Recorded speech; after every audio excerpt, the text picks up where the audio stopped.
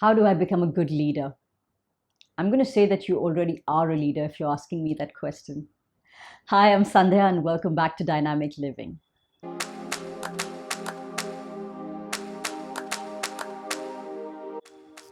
What is leadership?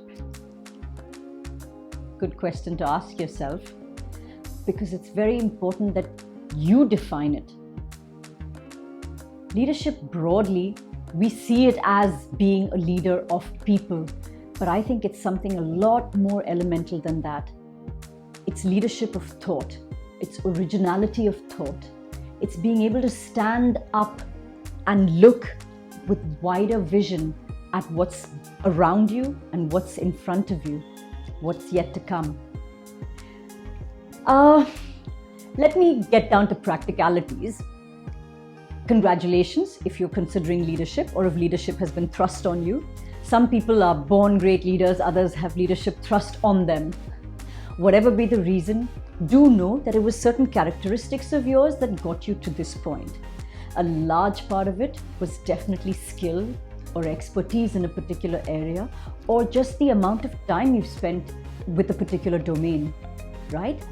Now, leadership is a completely different ball game. Leadership becomes a lot less about how much you know and a lot more about how you feel about things and what you can see. Marshall Goldsmith had this seminal book called What Got You Here Won't Get You There. It says exactly that, right? Which is that you need certain qualities that bring you up to a certain point. Beyond that, what we're able to see is very, very different. I'll tell you what I believe are some of the critical factors for leadership. Let me tell you what it's not, right? We believe that leaders are these really charismatic people who go out there and everyone immediately is wowed by their both by their physical presence, by their voice, by their diction, being able to get everybody to align to their ideas. Yes, some of these aspects are important. A lot of these get covered in what we call executive presence. Some of these are skills that can be learned. It does help when you project yourself physically and through your voice and through your language as a leader, in that the language should be friendly, it should be authoritative, and it should be inclusive and sensitive. But beyond that, I think one of the greatest qualities of a leader is really the idea of a sense of service, right? That you're here to create something and to be part of something much bigger than just you. And that is what makes the greatest leaders of the world. J.R.D. Tata, for example, beyond a point, how much more money did he need to make?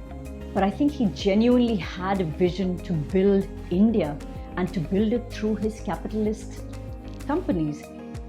But he had that vision. For him, it was more than just making money. It was more than just maybe even just creating jobs. You need to choose what your goal is. You need to choose the farthest vision that you can actually see. Now, you don't also need to be a leader of a group of people, like I said. At any stage in your career, the minute you start looking for a vision. Now, if you have a great leader that you can follow, you can align with his vision. If you have great management whose vision you've bought into, then you're already in the right career. But at no point should you be without being able to see just that one step ahead. If you can see 5 steps ahead, you are already a leader.